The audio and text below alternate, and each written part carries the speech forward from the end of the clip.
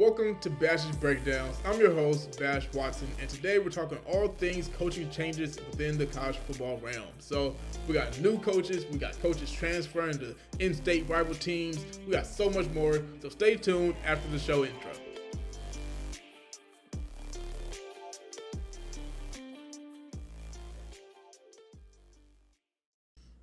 There might be a little trouble in paradise up in Kentucky. So Mark Stoops, the head coach at Kentucky, his right-hand man, Vince Marrow, has just left the program for their in-state rivals, Louisville. And when Mark Stoops was asked about this during the SEC Media Day, this is what he had to say. Check it out. Well, I don't think, anybody that's, making a decision to leave the program, I don't think there's any, perfect way to do that, so I don't hold any animosity towards that at all. Or towards Vince. I greatly appreciate our friendship and what he's done to help us build this program for 12 years. And, he was instrumental in a lot of ways. So I greatly appreciate him. I still think the world of him. But we moved on quickly. Now, he says that they moved on quickly. He's speaking on the fact that they got a new tight ends coach. His name is Derek Shea. But outside of that, he can't really fill the shoes of a guy like Vince Marrow. See, Vince Marrow wasn't just a tight ends coach. He was the NFL liaison. He was also a huge integral part in recruiting. He recruited some of the best guys to come to the Kentucky program over the last 12 years. So, he wasn't just a tight ends coach. You can't really replace a guy like that. But it's good to see that there's no ill will between the two. But at the same time, it's just, it sucks for the Kentucky fans. It sucks for for people who was just wanted to come to the program because of a guy like Vince Marrow. And, when you got a guy who plays such an integral part in your program, you have to wonder, well, why is he leaving? Is there a problem at Kentucky? Is this potentially Mark Stoops' last season being the head coach at Kentucky? They haven't been playing well. They haven't been recruiting well. What's the reason, right? Why did he choose to leave? Maybe he's jumping off of an abandoned ship before it sinks. You know what I mean? So, who knows? We'll see what happens after the season, but I think this could potentially be the beginning of the end for Mark Stoops' career over at Kentucky.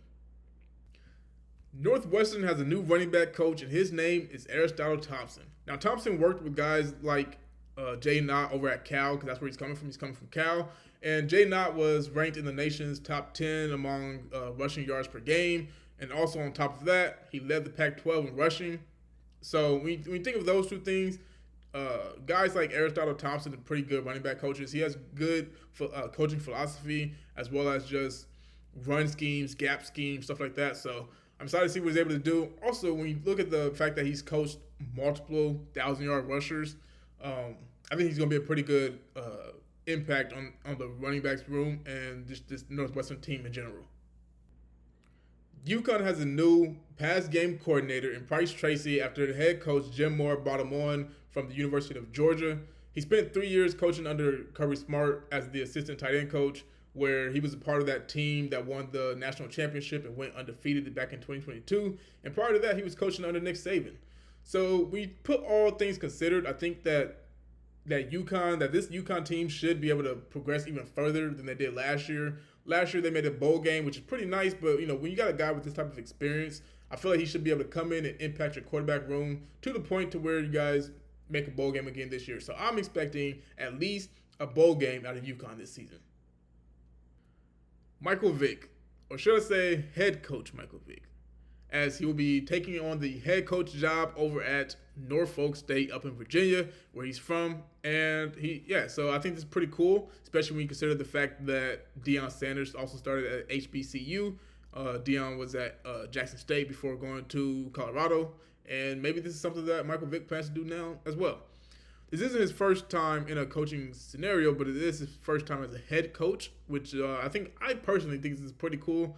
I think he can potentially bring some attention to the team.